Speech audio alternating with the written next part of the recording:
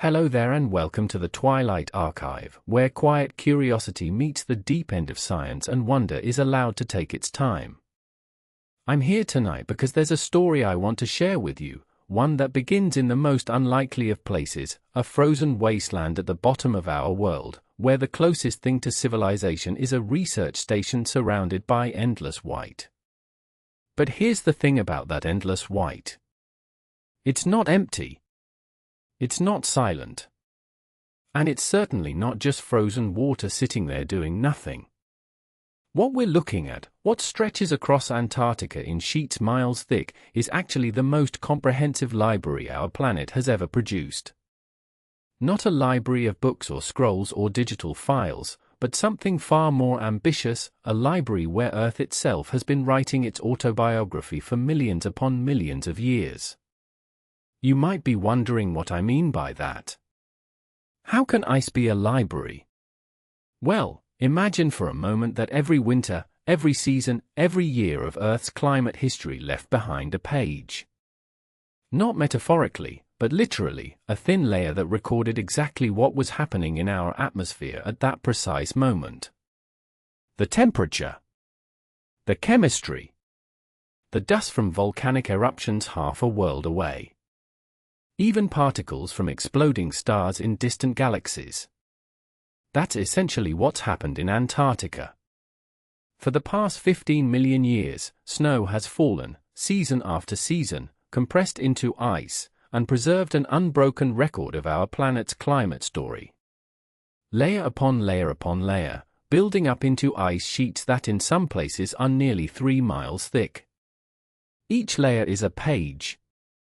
Each core sample that scientists extract is like pulling an entire volume from the shelf. And we're not talking about recent history here. This isn't the kind of climate record that goes back a few hundred or even a few thousand years. The deepest ice cores reach back through time spans that make human civilization look like a footnote. We're talking about ice that formed when our planet was utterly, completely different from the world we know today. Picture this, Antarctica, that frozen continent we think of as Earth's great white desert, was once warm enough to support forests, palm trees, flowing rivers, animals that would seem impossibly out of place in today's frozen landscape. That world is gone now, buried under miles of ice, but the evidence of it is still there, written in the crystalline pages of this vast frozen archive.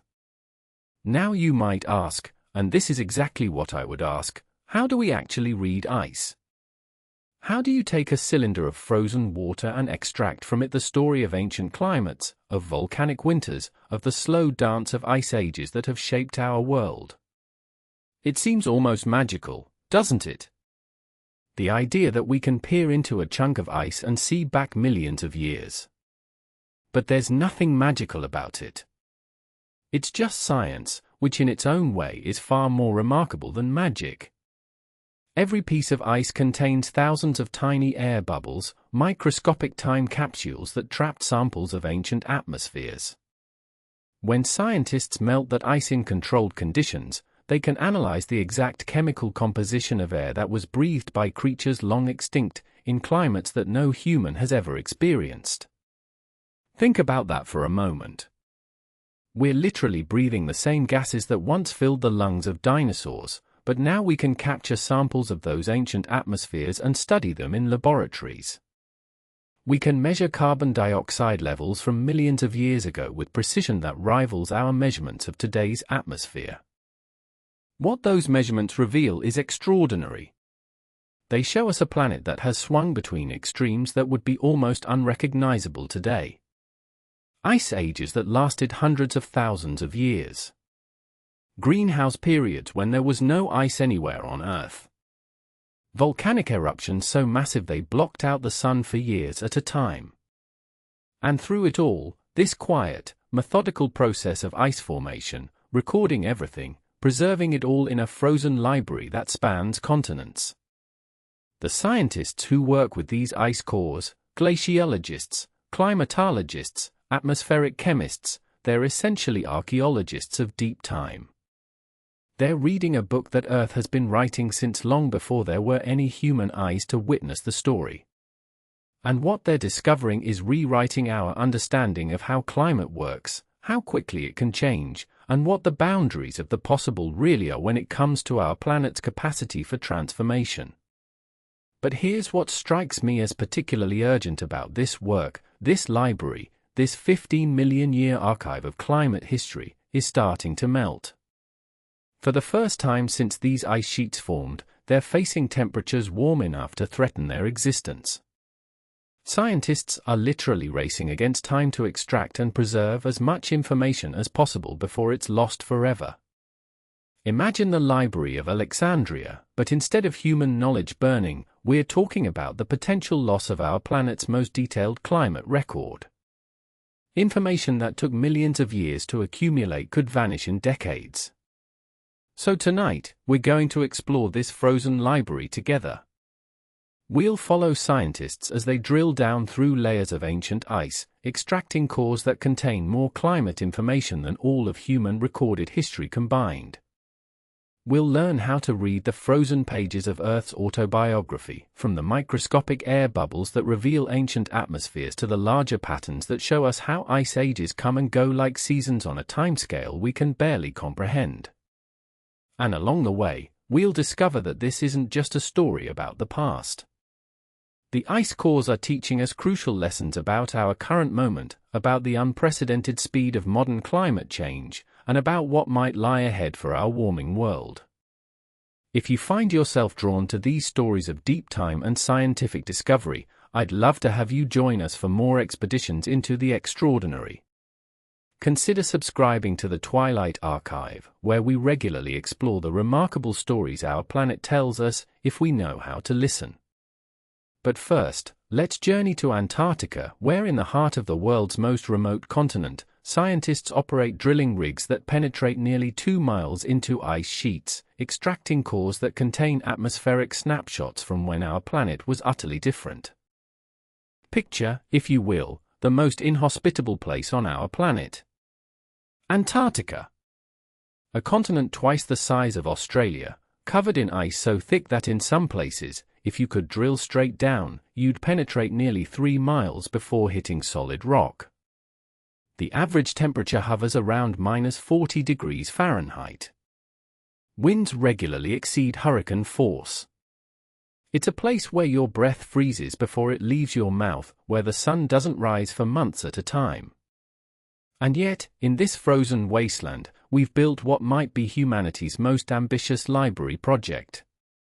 Not a library of books, but something far more profound. We're drilling into time itself. The drilling rigs themselves are marvels of engineering that most of us will never see. Imagine a structure that looks part oil derrick, part space station, designed to operate in conditions that would shut down most industrial equipment within hours. These aren't your typical construction site drills. We're talking about precision instruments capable of extracting intact cylinders of ice from depths where the pressure is immense and the ice has been compressed for millions of years. The process begins with what scientists call a drill bit, but it's unlike anything you'd find in a hardware store. This cutting edge is designed to slice through ice while preserving the delicate structure within. As it bores down, foot by foot, meter by meter, it brings up sections of ice core roughly 4 inches in diameter. Each section represents a slice of time, and together, they form what researchers call the longest continuous climate record on Earth. But here's where it gets truly extraordinary. Each meter of this ice core, just over 3 feet, represents anywhere from decades to centuries of accumulated snowfall. Think about that for a moment. You're holding in your hands a physical object that contains winter after winter, storm after storm, season after season, compressed and preserved in crystalline form. It's like holding a book where each page represents not a day or a year, but entire human lifetimes. How does snow become this kind of time capsule? The process is both simple and profound. Each year in Antarctica, snow falls and accumulates. The next year's snow falls on top of the previous year's, and the weight begins to compress the older snow into thin, a granular snow that's denser than fresh powder but not yet ice. Over decades, this fin compresses further, eventually becoming solid ice. But here's the crucial detail: as this compression happens, tiny pockets of air get trapped within the ice matrix. Those air pockets aren't just empty spaces. They're samples of the actual atmosphere from when that snow first fell. When you extract an ice core that's 500,000 years old, those air bubbles contain the literal atmosphere that existed 500,000 years ago. The exact mixture of gases. The precise concentration of carbon dioxide. Even dust particles from volcanic eruptions that happened before our species existed. The deepest ice cores we've extracted come from sites like Vostok Station in Antarctica, where Russian scientists have drilled down nearly 2.5 miles into the ice sheet. At that depth, we're retrieving ice that formed when our planet looked utterly different from the world we know today. We're talking about ice that fell as snow when Antarctica itself was positioned differently on the globe, when ocean currents followed different patterns, when the very chemistry of our atmosphere bore little resemblance to what we breathe today. But the drilling itself is just the beginning of an incredibly delicate process. Once these ice cores are extracted, they have to be handled with the same care you'd give to priceless archaeological artifacts. Because in a very real sense, that's exactly what they are. Each core is immediately catalogued, photographed, and stored at temperatures well below freezing. They're shipped to laboratories around the world in specialized containers that maintain their frozen state throughout the journey. The logistics alone are staggering. We're talking about operating complex drilling equipment in one of the most remote locations on Earth, where the nearest human settlement might be hundreds of miles away. Everything, every piece of equipment, every gallon of fuel, every meal for the drilling crew, has to be flown in during the brief Antarctic summer. And the drilling season itself is limited by weather conditions that can change from manageable to life-threatening within hours. Yet despite these challenges, or perhaps because of them, the ice core drilling programs represent some of the most successful international scientific collaborations in history. Teams from dozens of countries have worked together to extract these frozen archives, sharing both the enormous costs and the invaluable data they contain. What makes this even more remarkable is the precision required. When you're drilling nearly 2 miles down through ice, maintaining a perfectly vertical hole becomes an engineering challenge of the highest order. Any deviation, any wobble in the drilling process, and you risk losing the core or damaging the delicate layers that contain the climate information. The drill operators, and yes, that's a real job that requires years of specialized training, must maintain millimeter-level precision while working in conditions that most of us can barely imagine. And as we extract each section of core, we're quite literally holding time in our hands. Ice that formed during the last interglacial period, when sea levels were higher than today and hippos lived in what's now London. Ice that captured the ash from supervolcanic eruptions that darkened skies across the planet. Ice that preserves the atmospheric signature of cosmic events, meteor impacts and supernova explosions that occurred when our planet was young. The deeper we drill, the further back in time we travel.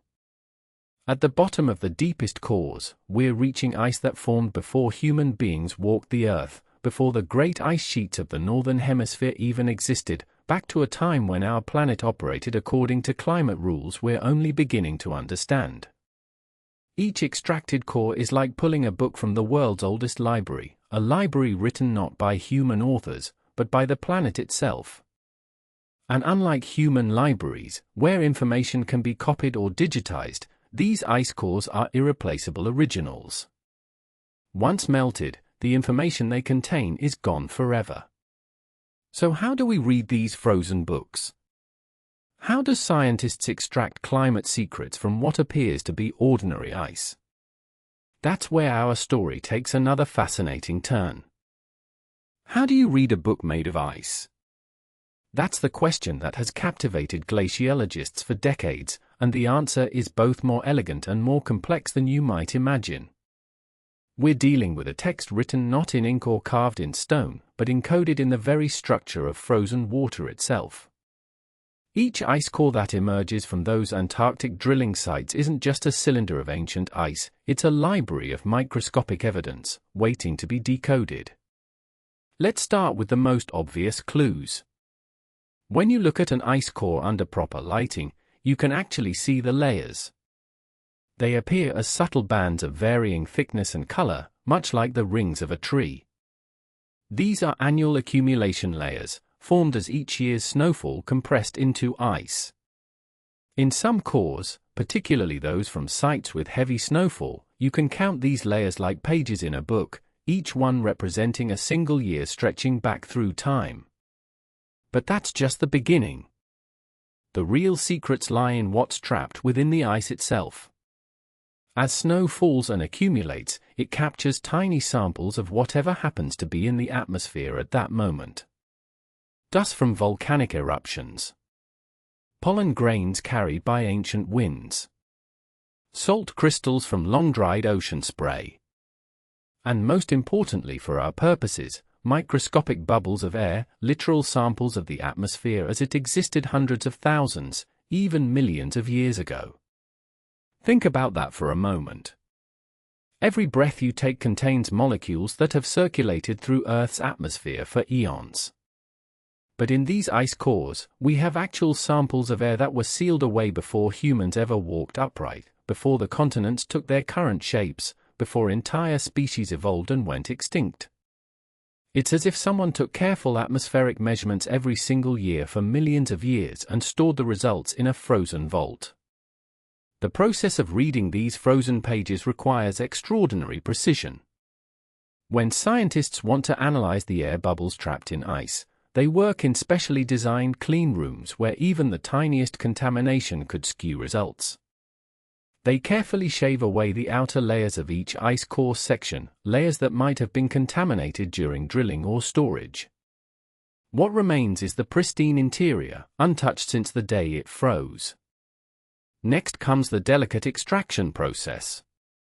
Scientists place small samples of this ancient ice into vacuum chambers and allow it to melt under carefully controlled conditions. As the ice melts, those trapped air bubbles are released, and sophisticated instruments analyze their composition with remarkable precision. We're talking about measurements accurate to parts per million, sometimes parts per billion.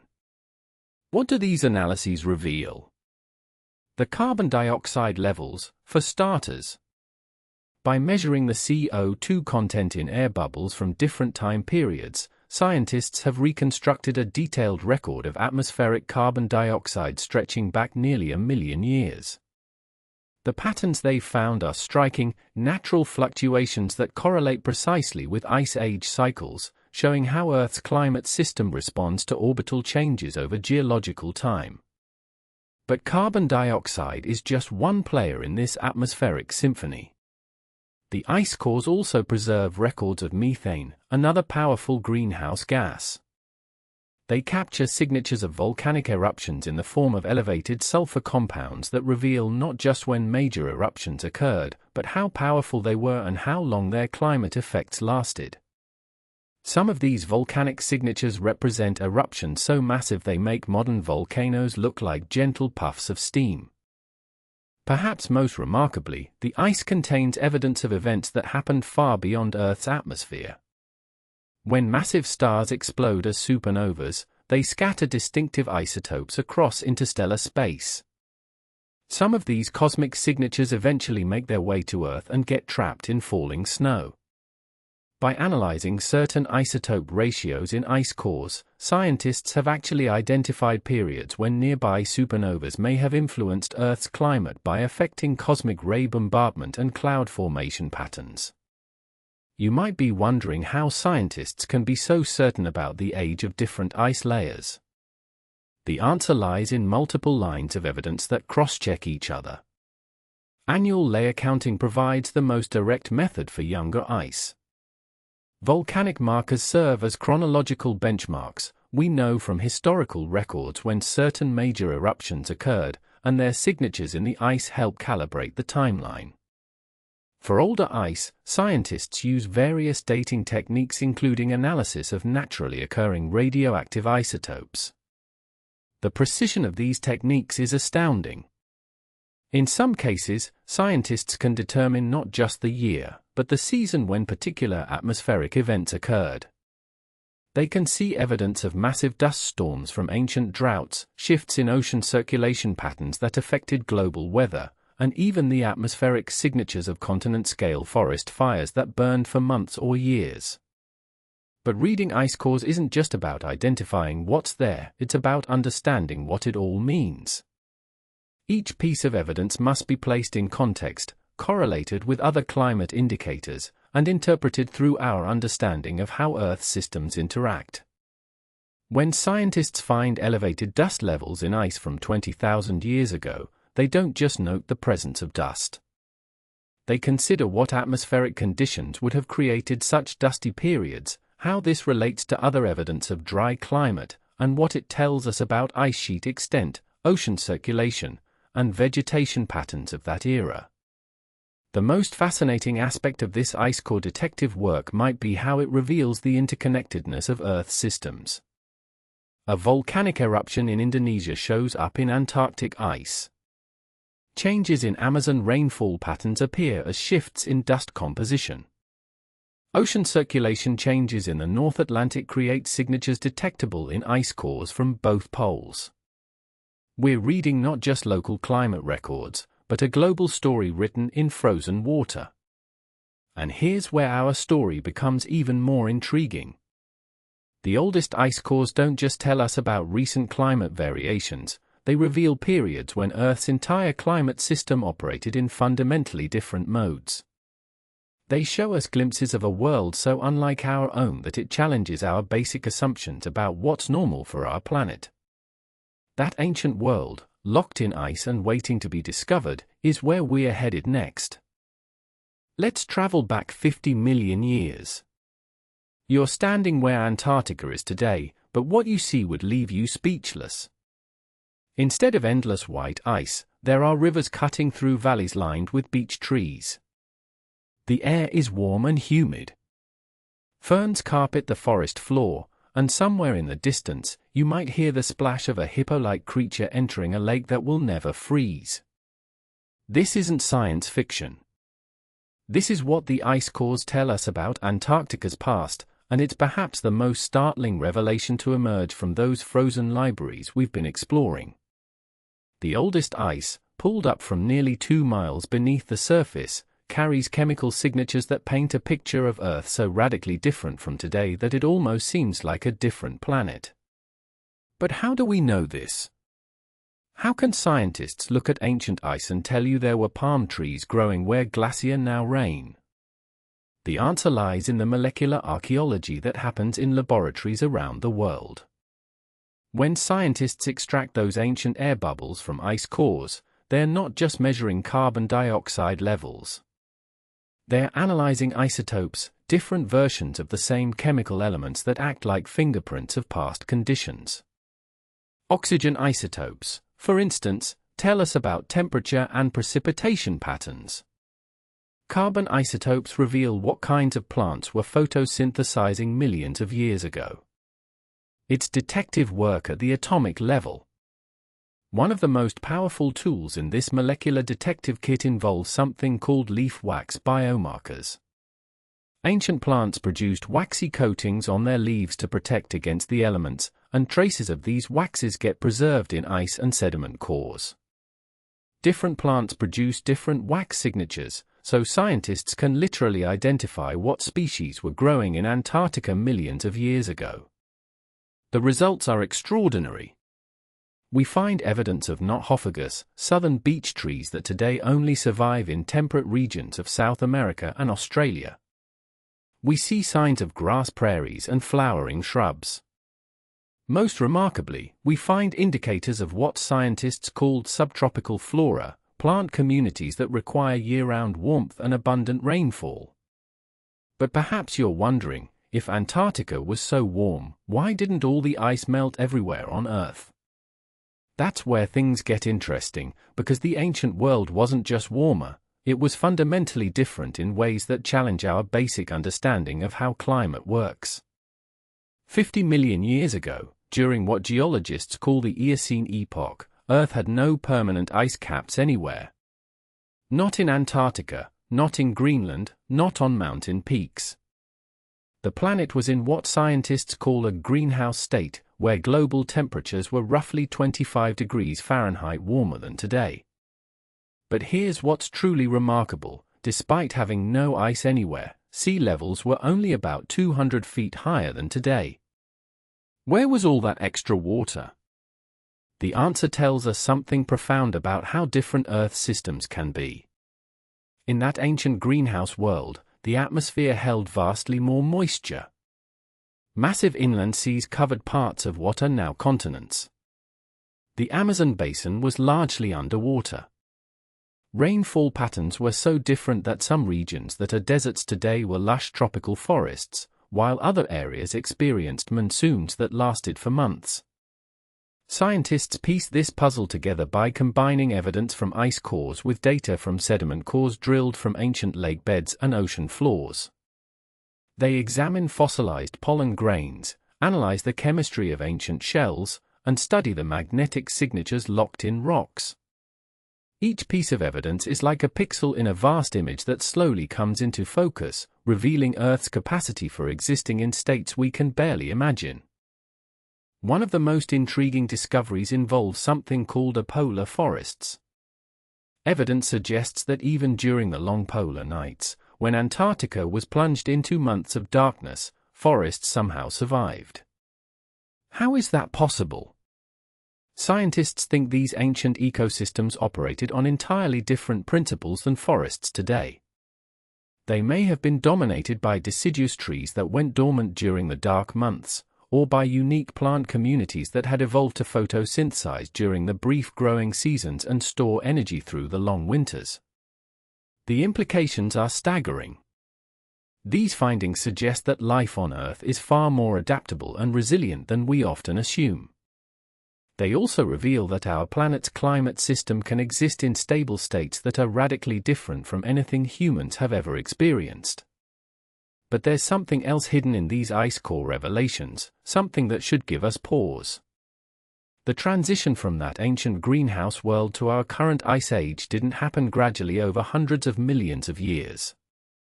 Geologically speaking, it happened relatively quickly. The ice cores show us that major climate transitions can unfold over timescales of hundreds of thousands of years, a blink of an eye in Earth's history, but still vastly longer than human civilization. This is where the ice cores become more than just interesting scientific curiosities. They become a window into Earth's capacity for dramatic transformation. They show us a planet that has hosted palm trees at the poles and ice sheets at the equator, sometimes within the same geological epoch. They reveal a world where normal is far more flexible than we might assume. You might find yourself wondering what triggered such massive changes. How does a world with no ice anywhere become a world where ice sheets miles thick cover entire continents? The ice cores hold those answers too, but they are answers that require us to think about time, change, and stability in ways that stretch our imagination. That story of transformation, how Antarctica went from green to white, how Earth shifted from greenhouse to icehouse, is written in layers of ice that formed as our planet cooled. And it's a story that begins with forces so subtle you might not notice them if you were there, but so powerful they reshaped the entire world. We'll follow that epic cooling next, tracing the steps that led from palm trees to permanent ice, from a world that seems almost alien to the world we call home. So here we are, about to witness one of the most extraordinary climate shifts in Earth's history. Picture this: 34 million years ago, you could have sailed across open water to Antarctica and found yourself walking through temperate forests where penguins now huddle against the cold. The world was greenhouse warm, carbon dioxide levels were roughly triple what they are today, and ice sheets existed only in small patches, if at all. But something was stirring beneath the surface of this hothouse planet.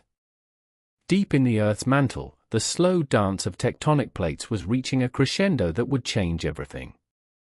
We're talking about movements measured in centimeters per year, but when you're dealing with continental-sized pieces of rock moving across geological time, those centimeters add up to something monumental. The key player in our story is the Drake Passage, that narrow stretch of water between South America and Antarctica. For millions of years, these two continents had been connected, or at least close enough that warm ocean currents could flow freely between the Atlantic and Pacific. Think of it like having all the doors open in your house. Warm air circulates everywhere, keeping things relatively even. But around 34 million years ago, the final break occurred. Antarctica drifted into complete isolation at the bottom of the world, and suddenly the ocean dynamics changed in a way that would reshape global climate forever. When South America and Antarctica separated completely, something remarkable happened: the birth of the Antarctic circumpolar current. This current, which we can still observe today, is unlike any other ocean current on Earth.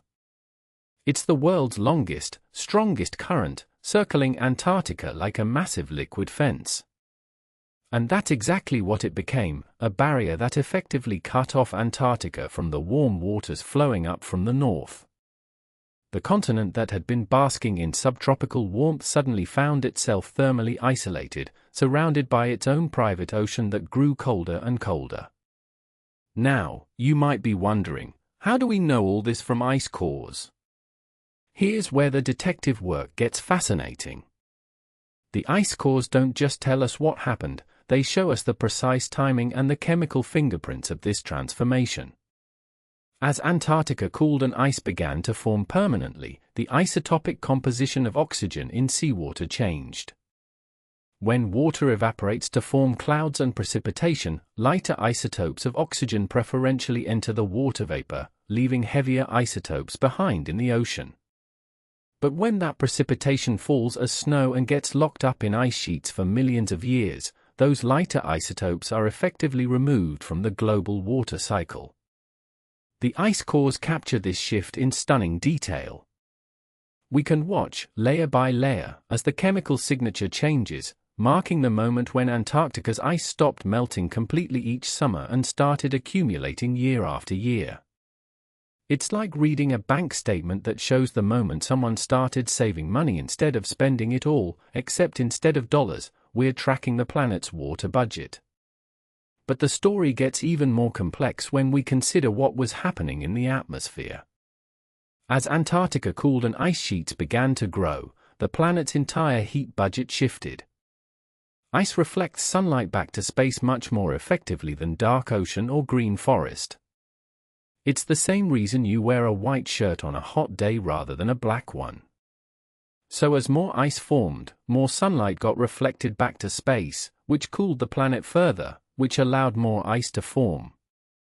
We call this a positive feedback loop, though there's nothing particularly positive about it if you happen to be a warmth-loving organism. The atmospheric chemistry tells us another crucial part of this story. Carbon dioxide levels, which had been high for millions of years, began a long, gradual decline. Some of this was due to increased weathering of rocks. When continents move and mountain ranges rise, fresh rock surfaces are exposed to the atmosphere, and chemical weathering removes CO2 from the air. But some of it was also due to changes in ocean circulation and the way the newly isolated Antarctic waters interacted with marine life. Here's where we need to zoom out and appreciate the sheer scale of what we're discussing. This wasn't a sudden freeze. We're talking about a transition that unfolded over hundreds of thousands of years. If you were a time traveler visiting Earth every 1,000 years during this period, you might barely notice the changes from one visit to the next. The forests would still be there, the temperatures would seem similar. But if you compared your first visit to your 100th, you'd be looking at a completely different planet. The ice cores show us this transition in exquisite slow motion. We can trace the gradual cooling, the first tentative formations of permanent ice, and then the accelerating feedback loops that locked Antarctica into the deep freeze it's experienced ever since. What makes this story particularly remarkable is that once this cooling began, it became essentially irreversible under natural conditions. The geography had changed permanently, the Drake Passage wasn't going to close again anytime soon, and the ice albedo feedback meant that once enough ice formed, it would tend to perpetuate itself. This is what scientists call a threshold event, a moment when Earth's climate system crossed a line and moved into an entirely new stable state. It's not unlike a ball rolling over the edge of a table. Before the edge, small pushes might roll it around a bit, but it stays on the table. After the edge, it's in free fall to a new equilibrium. And here's something that might keep you up at night: we're currently living in the world that this great cooling created. The ice sheets of Antarctica, the seasonal cycles we experience, the fundamental patterns of global weather, all of this traces back to that moment 34 million years ago when a continent drifted into isolation and ice began to rule the bottom of the world. But our story in the ice cores reveals something else that's worth pondering. This great cooling wasn't a simple, linear process. There were fits and starts, temporary warmings and accelerated coolings, complex interactions between ocean, atmosphere, and ice that played out over geological time. The Earth system, we're learning, is capable of both remarkable stability and sudden, dramatic shifts. Which raises a question we'll be exploring as we dig deeper into these frozen archives. If natural forces could trigger such a complete transformation of Earth's climate, what other surprises might be waiting in the ice? The cores hold records of volcanic winters that lasted decades, and cosmic events that left their signatures in ancient atmospheres. To understand those surprises waiting in the ice, we need to talk about something remarkable, something that sounds almost too good to be true. Picture this: you're holding a piece of ice that formed 800,000 years ago, and trapped within it are thousands of tiny bubbles containing the actual air that early humans breathed. Not a chemical reconstruction or an educated guess, but the real atmosphere, preserved in microscopic time capsules. These bubbles are everywhere in ice cores, scattered through the crystalline matrix like stars in a frozen sky. When snow falls and compresses into ice over centuries, it traps pockets of whatever atmosphere happens to be hanging around at the time. The bubbles get smaller as the ice compresses under its own weight, but they never disappear entirely. They just wait, holding their ancient secrets until someone like us comes along with the right tools and enough curiosity to listen. But here's where it gets technically fascinating. You can't just melt a chunk of ice and expect to analyze what's inside those bubbles. The extraction process is almost comically delicate, like performing surgery on something the size of a grain of sand. Scientists work in ultra-clean laboratory environments, wearing full protective gear not to protect themselves, but to protect samples that might be older than our entire species. The most common technique involves something called gas chromatography, which sounds intimidating but operates on a beautifully simple principle. You carefully crush the ice under controlled conditions, releasing the trapped gases, then separate them based on how they behave when heated or cooled. Carbon dioxide acts differently from methane, which behaves differently from oxygen. It's like having a molecular detective story where each gas leaves its own distinctive fingerprint. Now, you might be wondering how we know these bubbles actually represent the atmosphere from when the ice formed. That's a fair question, and the answer reveals just how sophisticated this science has become.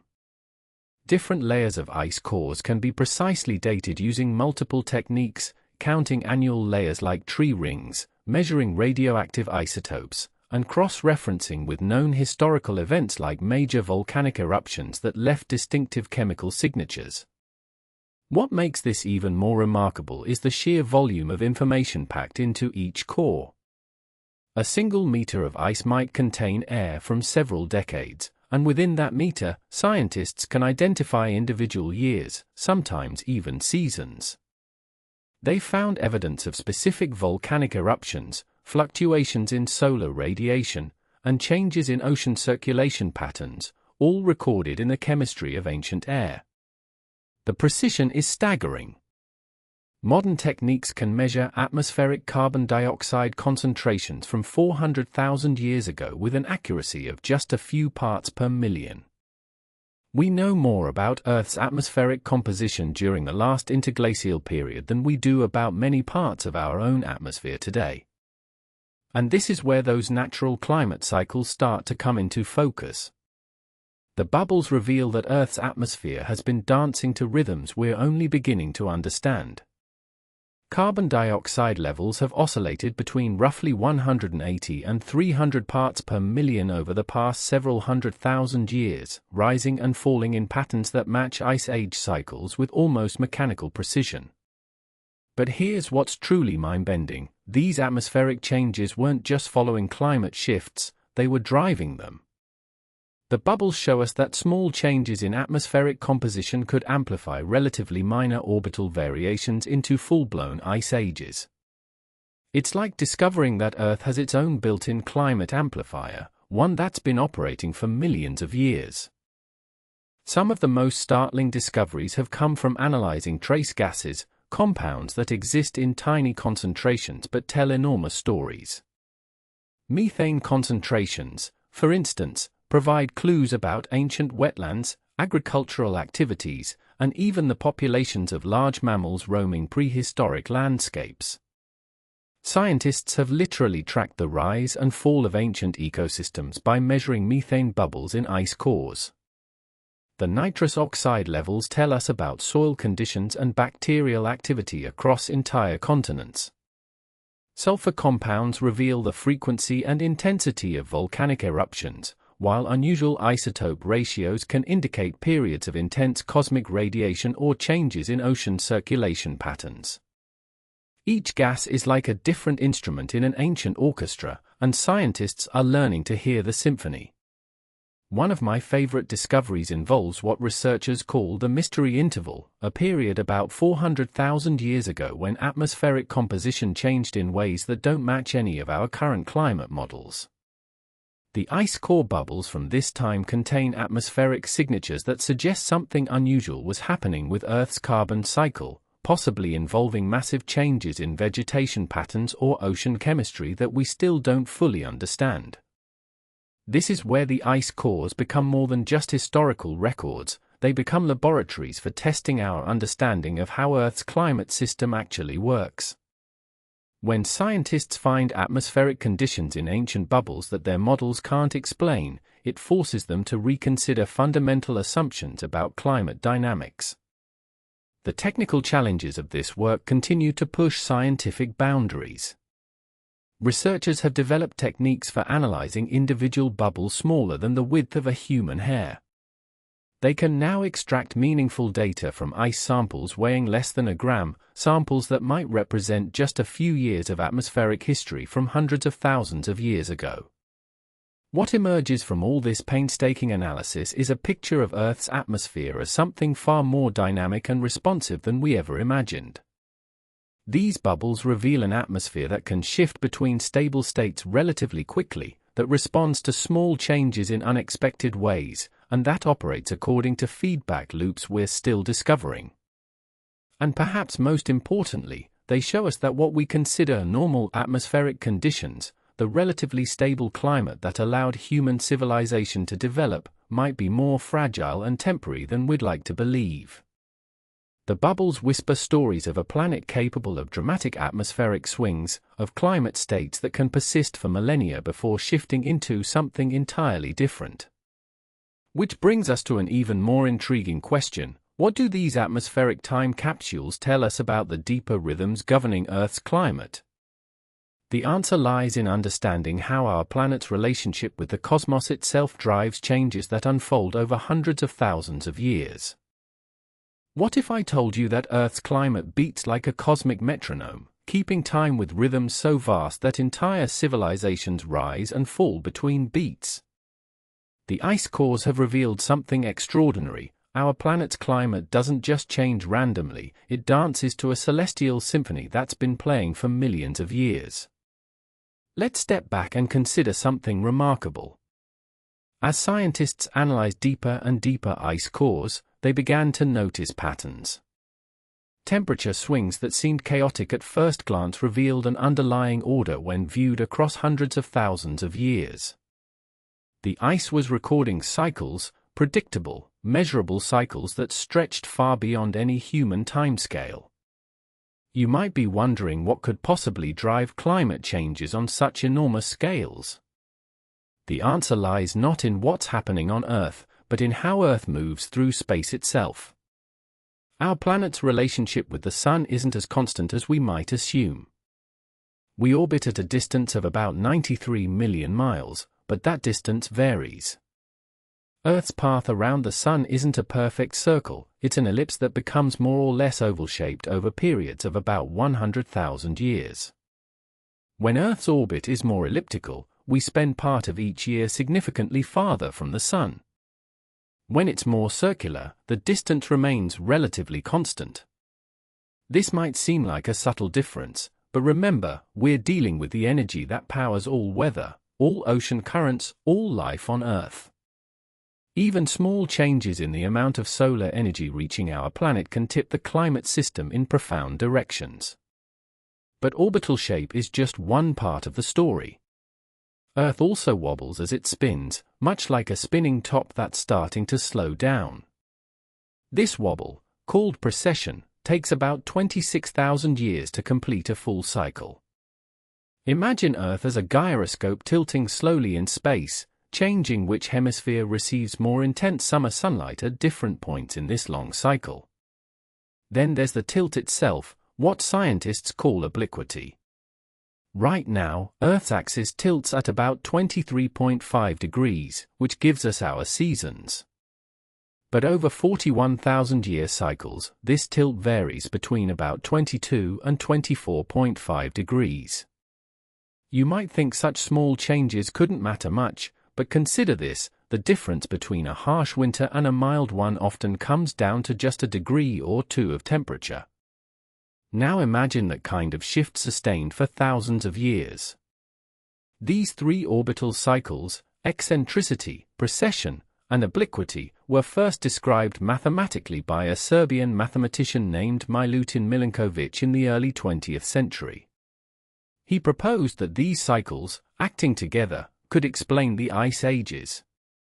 But it took decades of painstaking work extracting and analyzing ice cores before scientists could test his theory against actual climate data stretching back millions of years. And what they found was remarkable. The ice cores showed that Earth's climate has indeed been following these orbital rhythms with almost clockwork precision. Every 100,000 years or so, the combination of orbital factors triggers major ice ages. Every 20,000 to 40,000 years, smaller but still significant climate shifts occur. The pattern is so consistent that scientists can actually predict when the next major ice age should begin, based purely on orbital mechanics. Here's where it gets truly mind-bending. These cycles have been running for millions of years, long before humans existed. While our ancestors were still evolving in Africa, massive ice sheets were advancing and retreating across continents in response to subtle changes in Earth's cosmic dance. The mammoths that roamed frozen landscapes, the vast forests that grew and died, the sea levels that rose and fell by hundreds of feet, all of it choreographed by the gravitational pull of distant celestial bodies. Let's pause and think about what this means. The ice cores have revealed that Earth operates on timescales so vast that they dwarf human history. The entire span of recorded civilization, all of our cities, our wars, our technological progress, represents less than a single tick of this cosmic climate clock. We exist in what amounts to a brief interglacial period, a warm intermission between ice ages. But here's something that should give us pause. According to the orbital cycles, Earth should gradually be cooling toward the next ice age over the next several thousand years. Instead, we're warming rapidly. The ice cores provide a baseline, they show us what Earth's climate does naturally, without human influence. And what we're seeing now is decidedly unnatural when viewed against this deep time backdrop. The Milankovitch cycles also help us understand why some periods of Earth's history were so dramatically different from today. When we talked about Antarctica's green past, we were looking at a time when orbital factors favored warmer conditions worldwide. But even then, the ice cores show that climate responded to these same celestial rhythms, just around a different baseline temperature. What's particularly fascinating is how these orbital triggers interact with Earth's own climate systems. A small change in solar heating might not seem like much, but it can set off chain reactions. Less summer ice melting in the Arctic means more sunlight gets reflected back to space instead of being absorbed by dark ocean water. This cooling effect grows on itself, amplifying the original orbital signal until what started as a minor shift in solar energy becomes a full-fledged ice age.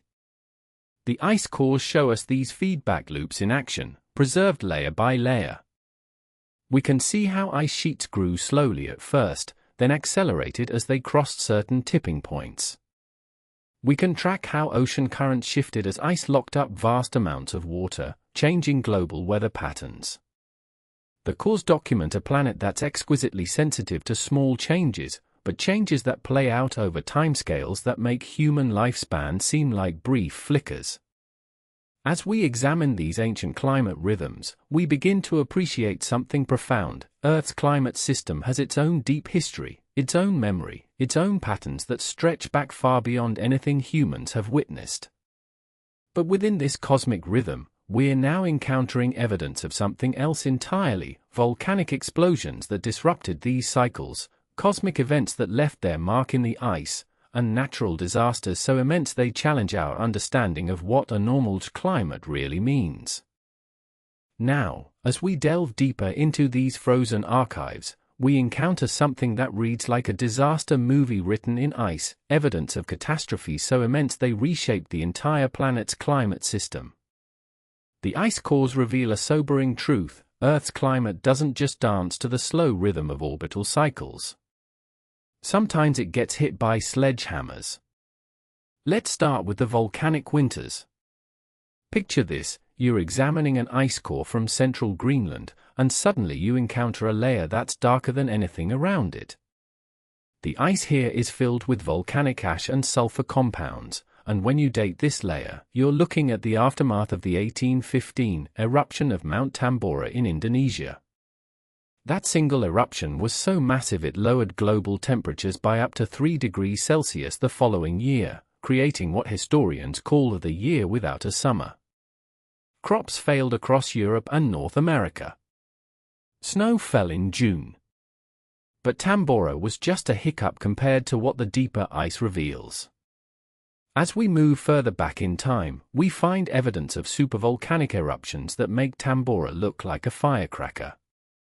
The Toba eruption, roughly 74,000 years ago, shows up in ice cores as a massive spike in volcanic sulfur that persisted for years.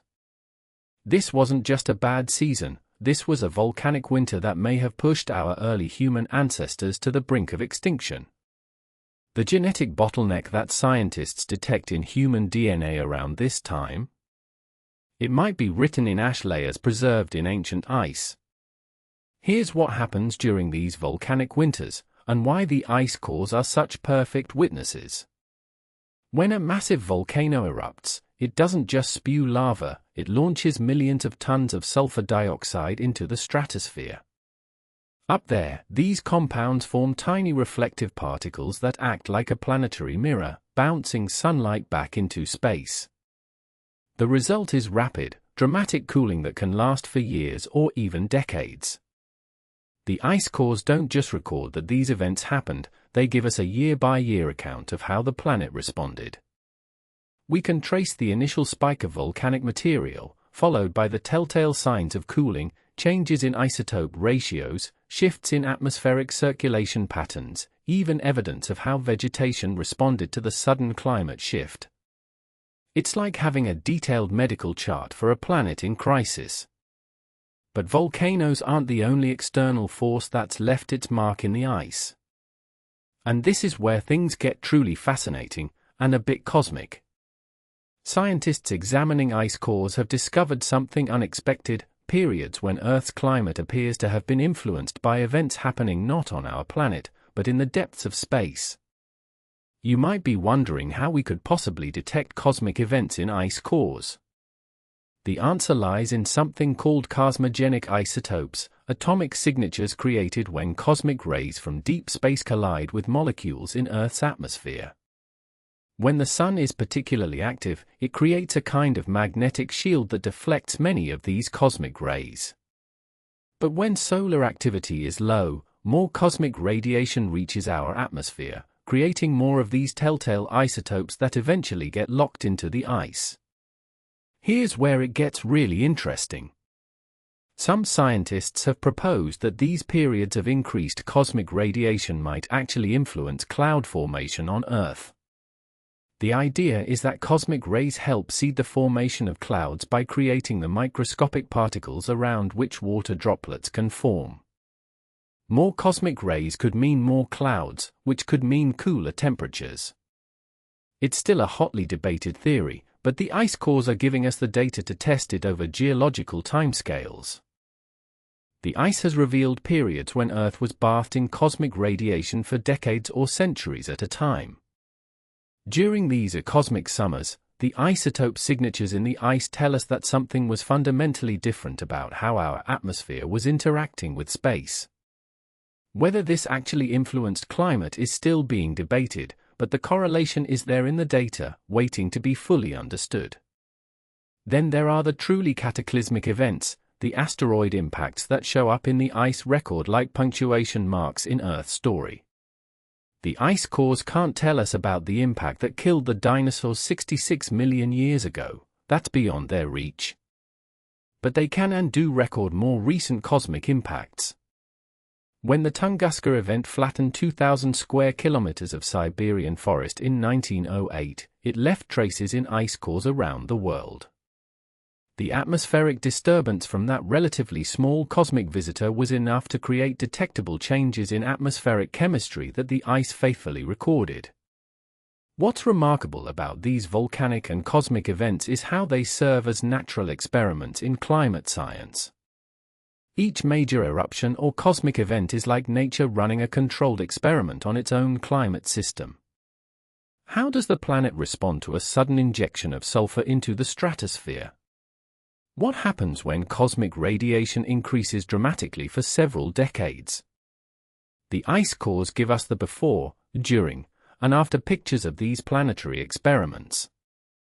And here's something that might keep you up at night. These events reveal just how sensitive Earth's climate system really is.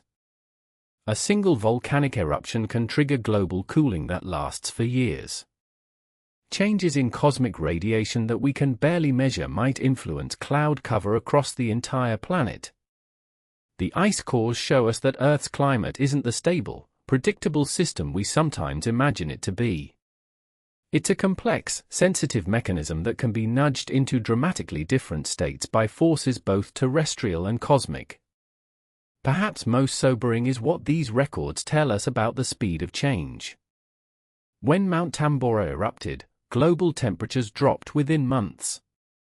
When supervolcanoes have erupted in the past, they've triggered climate shifts that happened not over centuries, but over seasons.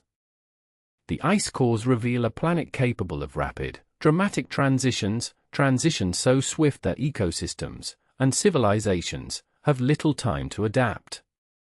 As we process this evidence of volcanic winters and cosmic summers, we're confronted with a humbling reality. Earth's climate system is subject to forces far beyond our planet's surface, forces that operate on scales both vast and immediate. But there's something else emerging from the ice, something even more extraordinary than individual catastrophes. We're about to discover evidence of weather systems that persisted not for years or decades, but for millennia, storms that make our most severe weather look like brief summer showers.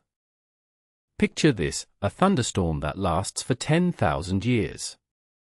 Not the lightning and rain, but the atmospheric pressure systems, the circulation patterns, the fundamental architecture of weather locked into place for longer than human civilization has existed. It sounds impossible, doesn't it? Yet this is exactly what we find written in the deepest layers of Antarctic ice. When we think about weather, we think in human timescales. A heatwave might last a week. A drought might persist for years.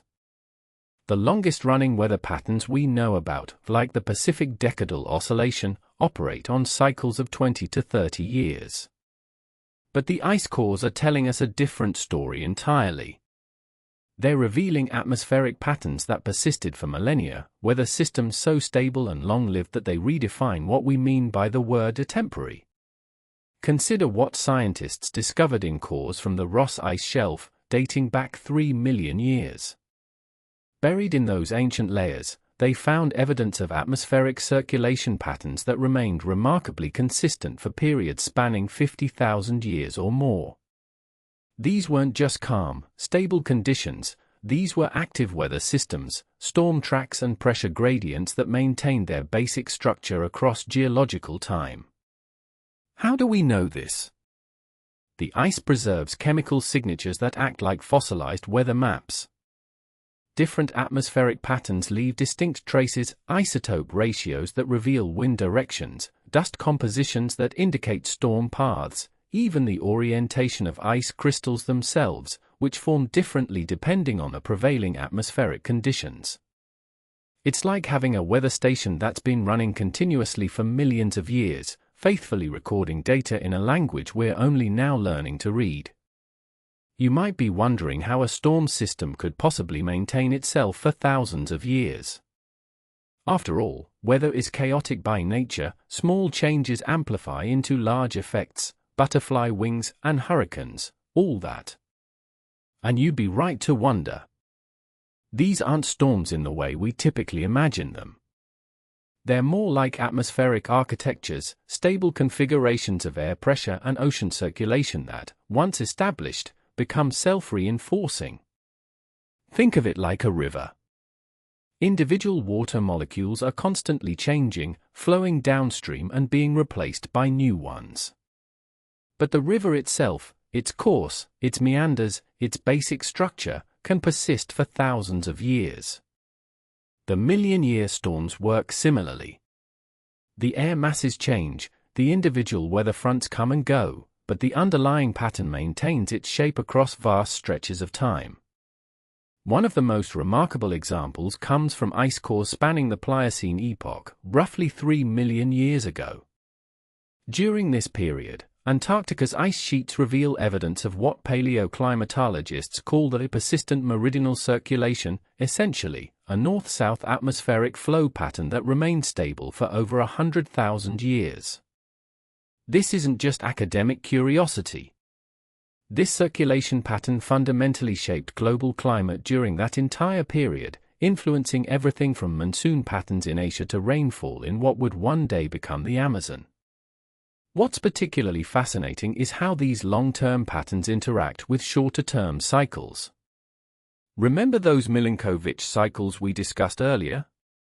The ice cores show us that these orbital influences don't just cause gradual climate changes, they can lock atmospheric circulation into specific modes that persist far beyond the orbital forcing that triggered them.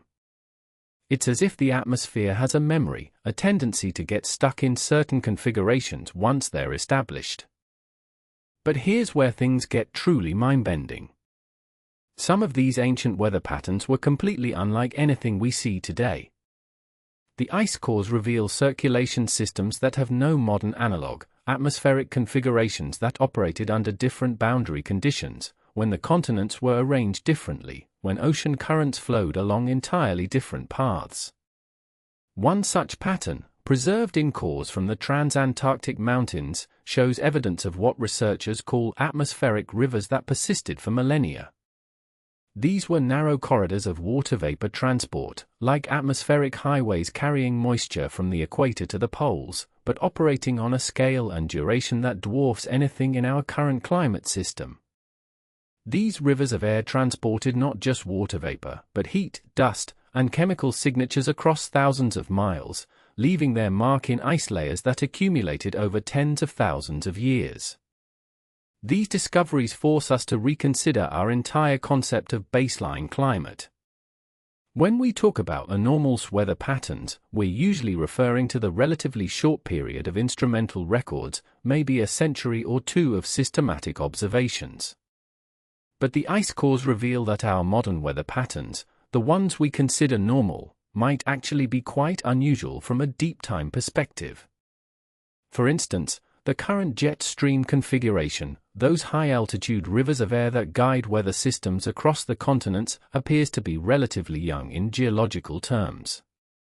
Ice core evidence suggests that for much of the past several million years, the atmosphere operated with fundamentally different circulation patterns, systems that would seem alien if they existed today. This isn't just about ancient history. Understanding these deep-time weather patterns provides crucial insights into the stability of our current climate system. If atmospheric circulation can lock into stable modes for thousands of years, what does that tell us about the potential for sudden shifts in our own era? The ice cores suggest that once certain thresholds are crossed, the atmosphere might settle into new configurations that persist far longer than we might expect. Some researchers are now investigating whether we might already be seeing signs of such shifts. Certain aspects of our current weather patterns, the increasing persistence of heat domes, the tendency for storm systems to stall in place rather than moving quickly across the landscape, bear some resemblance to the signatures of these ancient long-lived systems. The implications are profound. If our ancestors had lived during one of these million-year storms, they would have experienced what seemed like perfectly normal, stable weather throughout their entire evolutionary history. The storm system would have been as much a part of their world as mountains or oceans, a fundamental feature of reality itself. And that brings us to a sobering realization about our current moment. As we'll see shortly, the very ice that preserves these extraordinary records is now under threat, melting at rates that would have seemed impossible just decades ago. We're in a race against time to decode these messages from deep history before they disappear forever. Picture this: you're a paleoclimatologist who has spent 20 years studying a particular ice core site in West Antarctica. Every summer, you return to the same coordinates, the same research station, the same drilling location. But this year, something is different. The ice is gone. Not just surface ice, the ancient layers you've been studying, the ones that held atmospheric records from 3 million years ago, have melted and flowed into the sea. Forever. This isn't a hypothetical scenario. It's happening right now, across multiple ice sheet locations that have remained frozen for geological ages. We're witnessing something unprecedented in the scientific record, the active destruction of our planet's most valuable climate archives while we're still trying to read them. The numbers are staggering when you really sit with them. The West Antarctic ice sheet is losing mass at a rate of about 150 billion tons per year. That might sound abstract, but think of it this way: imagine trying to preserve a library while the building burns down around you. Every day that passes, entire chapters of Earth's climate history simply cease to exist. What makes this loss particularly heartbreaking for researchers is the irreversible nature of it. When we lose a species to extinction, there's always the theoretical possibility that genetic information might be recovered someday, that de-extinction technologies might offer a path back. But when ancient ice melts, those atmospheric samples, those literal breaths of ancient air trapped in crystal, are gone. They mix with modern water and become part of today's hydrological cycle. The information they carry dissolves into the present. So how do you race against planetary scale melting? The answer reveals both human ingenuity at its finest and the heartbreaking limits of what's possible when time is running out. First, there's what scientists call rescue paleoclimatology, emergency drilling missions to extract cores from sites that satellite data suggests won't be viable much longer. These operations require extraordinary logistics. We're talking about mobilizing heavy drilling equipment to some of the most remote locations on Earth, often in regions where the weather window for safe operations is shrinking year by year. Dr. Sarah Das from Woods Hole Oceanographic Institution described one such mission to me as archaeological triage.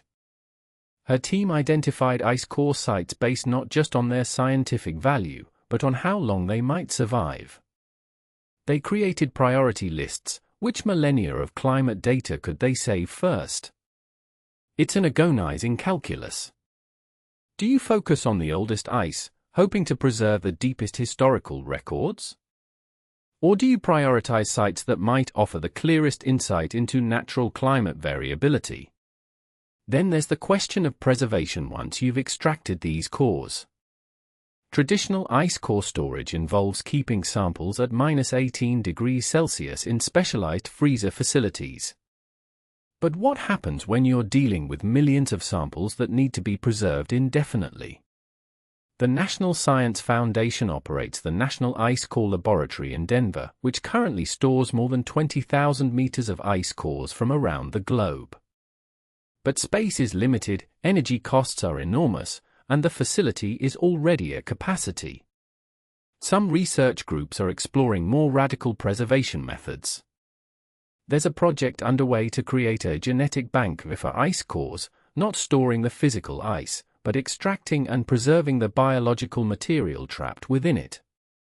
Ancient bacteria, pollen grains, microscopic organisms that lived thousands or millions of years ago. It's like creating a seed vault, but for deep-time microbiology. Others are focusing on data rescue. Instead of trying to preserve the physical ice indefinitely, they're conducting rapid-fire analyses to extract as much information as possible while the samples still exist. Mass spectrometry work that might normally take months gets compressed into weeks. Teams work around the clock, analyzing atmospheric chemistry, isotope ratios, and trace elements before the samples degrade. But here's where the situation becomes almost surreal. The very warming that threatens these ice archives also makes them more scientifically valuable. As modern climate change accelerates, understanding natural climate variability becomes increasingly crucial. The ice cores that are most at risk, those from regions experiencing rapid warming, are often the ones that could provide the most insight into how ice sheets respond to temperature changes. It creates this terrible paradox. The urgency of climate research increases just as the archives necessary for that research disappear. It's like trying to understand a fire while the evidence burns. Some of the most poignant work happening right now involves what researchers call the last chance drilling. These are sites where satellite monitoring shows active melting at the surface, where radar suggests that the oldest ice layers are already compromised. Teams will helicopter in for short missions, sometimes just a few days, to extract what they can before the site becomes completely compromised. I spoke with one graduate student who spent 3 years analyzing ice cores from a site in the Antarctic Peninsula, only to learn that the remaining ice at that location had melted completely during an unprecedented warm period. Her research was essentially studying samples from a place that no longer existed. The landscape she had studied remotely through her cores was now open ocean. You might wonder whether we could somehow recreate these conditions artificially, build facilities that could preserve ice cores indefinitely, or develop technologies to simulate the natural preservation process. The answer is both yes and no. We can preserve ice cores for decades, possibly longer, but the energy requirements are enormous and the storage capacity is finite. And there's something philosophically troubling about the idea that future climate scientists might have to rely entirely on artificially preserved samples rather than natural archives. What's perhaps most striking about this race against time is how it illuminates the value of what we're losing. These aren't just scientific samples, they're irreplaceable records of our planet's capacity for change. Every melted core represents lost knowledge about how Earth's climate system responds to different conditions, knowledge that could help us navigate our current climate crisis. The researchers working on these rescue missions describe a strange mixture of urgency and grief. They're simultaneously celebrating new discoveries and mourning the loss of future ones. Every successful drilling mission saves invaluable climate data, but every mission also serves as a reminder of how much is already gone. As we'll explore next, what makes this loss even more significant is what these vanishing archives could teach us about our current moment. The very ice that's melting today holds keys to understanding whether what we're experiencing now falls within the range of natural climate variability, or represents something entirely unprecedented in the geological record. So here we are, at perhaps the most crucial question this entire journey has been building toward. What does 15 million years of Earth's climate memory actually tell us about the moment we're living in right now? It's a question that carries weight, isn't it? Because when you're standing in the middle of a story, it's nearly impossible to know what kind of story it is. Are we experiencing the latest chapter in Earth's long novel of natural climate swings, or have we begun writing an entirely different book? The ice cores don't just whisper to us about the past, they shout about the present. And what they're telling us is both fascinating and unsettling in equal measure. Let's start with what natural looks like on geological timescales. When scientists analyze those ancient air bubbles, they find that atmospheric carbon dioxide has danced between roughly 180 and 300 parts per million for the past several million years. It's been a predictable waltz, choreographed by orbital cycles and ice sheet dynamics. During ice ages, CO2 drops toward that lower bound. During interglacials, warm periods like the one human civilization developed in, it rises toward the upper limit. For nearly 800,000 years, this dance stayed within those boundaries. The ice cores show us a climate system that, while capable of dramatic swings, operated within a certain range of possibility. Think of it like a river that floods and recedes seasonally, but never permanently changes course. Then something unprecedented happened. Around 1850, atmospheric carbon dioxide began climbing beyond anything the ice had ever recorded. Today, we've reached over 420 parts per million, levels not seen in at least 3 million years, and rising at a rate roughly 10 times faster than even the most dramatic natural increases preserved in the ice. But here's where the ancient record becomes truly invaluable. Because you might wonder, and scientists certainly did, whether this could still be natural. Maybe we just hadn't looked far enough back. Maybe Earth had pulled this trick before. So researchers pushed deeper into the ice, and when they reached the limits of what ice could tell them, they turned to other archives, ocean sediments, fossilized leaves, ancient soils. The deeper they looked, the more remarkable our current situation became. The last time atmospheric carbon dioxide was as high as it is today, Antarctica had no significant ice sheet. Sea levels were 50 to 80 meters higher than they are now. Palm trees grew in Alaska. The Arctic Ocean was too warm for ice to form, even in winter. Now, you might think, well, Earth has been much warmer before, so what's the concern? And that's exactly the kind of question the ice cores help us think through carefully. The issue isn't just the destination, it's the speed of the journey. When climate scientists look at natural warming events in the geological record, they typically unfold over tens of thousands of years. The warming we're experiencing now is happening in decades. It's the difference between a gentle slope and a cliff face. Dr. Lonnie Thompson, one of the world's leading ice core researchers, puts it this way: imagine you're driving down a familiar road, one you've traveled thousands of times. Suddenly, the speedometer shows you're going 10 times faster than you've ever gone before, and you're approaching a curve you've never navigated at this speed. The road may be familiar, but the experience is entirely new. This is what the ice cores reveal about our current moment. The climate system has been in this warm state before, but never has it transitioned this rapidly. And that speed matters enormously, because ecosystems, ice sheets, and even human societies need time to adapt to change.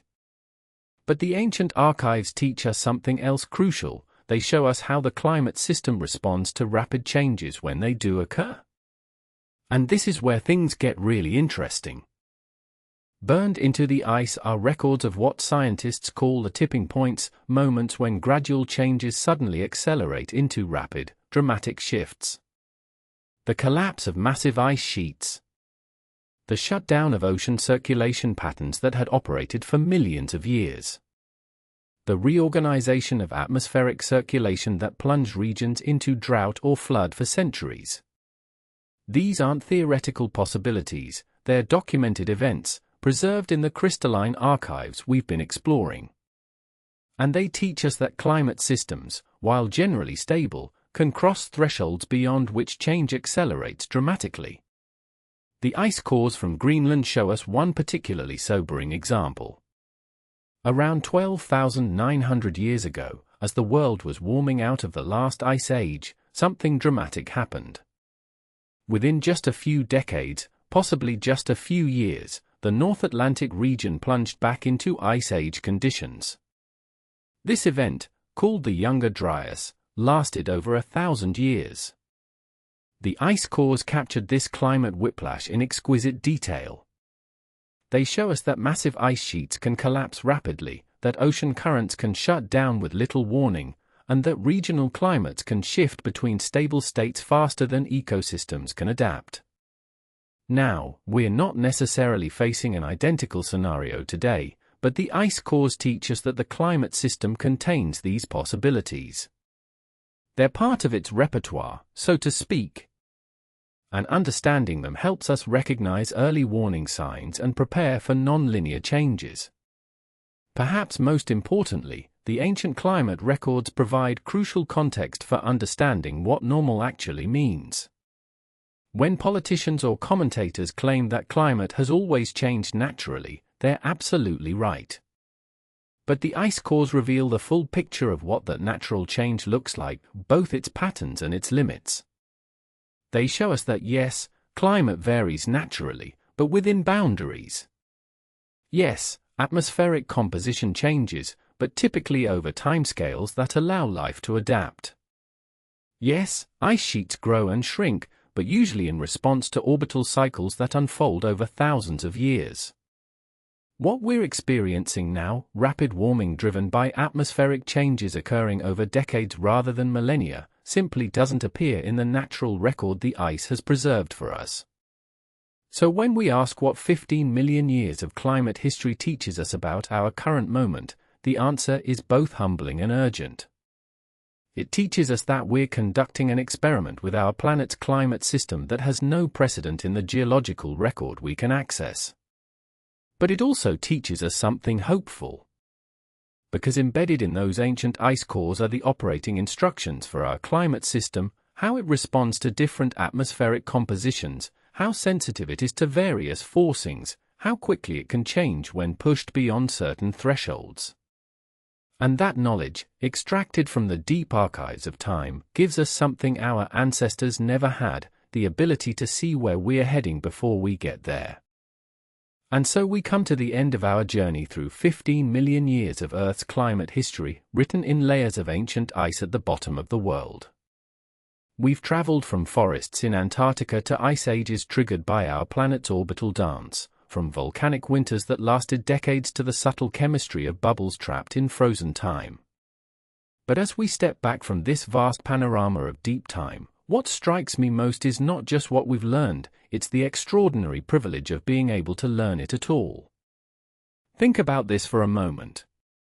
We are living in perhaps the only brief window in Earth's history when ice cores exist to be read, when our technology is sophisticated enough to read them, and when our species is curious enough to drill 2 miles down into ancient ice just to understand what happened before we were here. The oldest ice we can access formed when our earliest human ancestors were still millions of years from walking upright. The newest was laid down when your grandparents were children. We are, quite literally, the first generation of any species to read Earth's autobiography written in its own hand.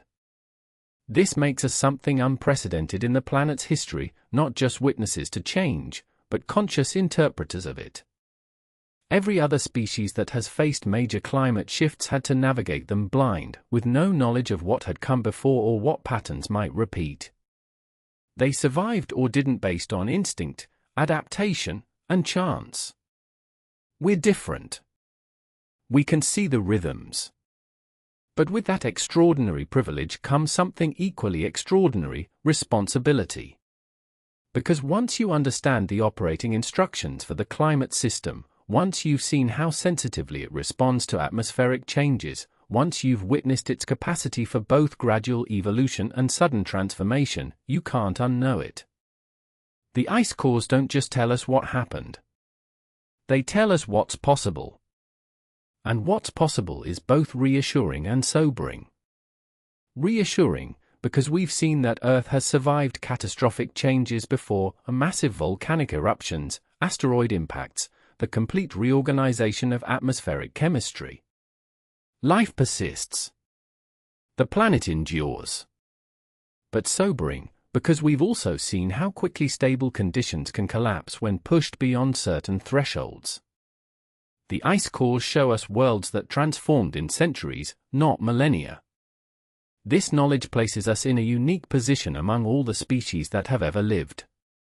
We are simultaneously the most powerful force currently shaping Earth's climate and the first species capable of understanding the full implications of that power.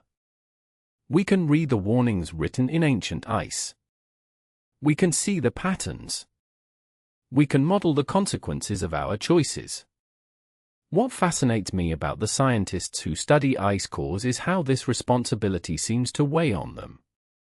I've spoken with researchers who spend their careers extracting and analyzing these frozen archives, and there's something almost reverent in how they handle cores that contain atmospheres from millions of years ago. They understand that they're holding irreplaceable pieces of Earth's memory. They know that once that ice melts, those memories are gone forever. This sense of stewardship extends beyond the ice cores themselves to the knowledge they contain. Because that knowledge doesn't belong just to scientists, it belongs to all of us. These are the operating instructions for the only planet we have. This is the manual for understanding how our world works, written by the world itself over millions of years of patient experimentation. And yet, most of us will never touch an ice core, never peer through a microscope at ancient air bubbles, never see the laboratory where Earth's autobiography is decoded layer by layer. We depend on others to read these frozen pages for us and translate their findings into terms we can understand. This creates a chain of trust and responsibility that extends from the drilling sites in Antarctica to the classrooms and living rooms where climate science is discussed and debated. Sometimes I wonder what our descendants will think of this moment, this brief window when ancient ice still existed to be read, when we possessed the technology to read it, and when we were confronted with what it told us about our influence on the planet's climate system. Will they see us as the generation that finally understood Earth's deep patterns and acted on that understanding? Or will they see us as the ones who read the warnings but fail to heed them? The ice cores can't answer that question for us. They can only tell us what happened before and help us understand what's happening now. The rest, what happens next, that's up to us.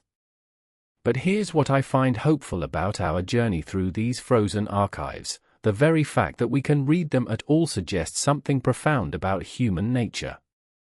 We didn't have to care about what Earth's atmosphere was like 15 million years ago. Understanding ancient climate cycles doesn't help us find food or shelter or mates. There's no immediate survival advantage to knowing how ice ages begin and end. And yet we cared enough to drill through 2 miles of ice just to find out. We cared enough to develop the technology to read atmospheric compositions from microscopic air bubbles. We cared enough to piece together the story of our planet's climate across millions of years, simply because we wanted to understand. That curiosity, that drive to understand our world even when understanding serves no immediate purpose, that might be our most important adaptation. Because now, for the first time in Earth's history, understanding does serve a purpose. It gives us the ability to see where we're heading and choose a different path if we don't like the destination. The ice cores have done their job. They've preserved Earth's climate history with extraordinary fidelity, waiting patiently for a species curious enough and clever enough to read their frozen pages. They've told us their stories, tales of volcanic winters and orbital summers, of forests in Antarctica and ice sheets in Africa, of a climate system far more dynamic and sensitive than we ever imagined. Now it's our turn. We are the guardians of this deep history, the inheritors of 15 million years of climate knowledge, the first species to understand the full scope of what we're capable of changing. What we do with that knowledge will determine not just our future, but the future of countless other species and the continuation of the climate patterns that have shaped life on Earth for millions of years. The ice cores have given us the gift of deep time. The question now is what we'll do with it. Thank you for joining me on this journey through Earth's frozen archives. Until our next exploration into the stories our world tells us, may you find wonder in the deep patterns that connect us all across the vast scales of time.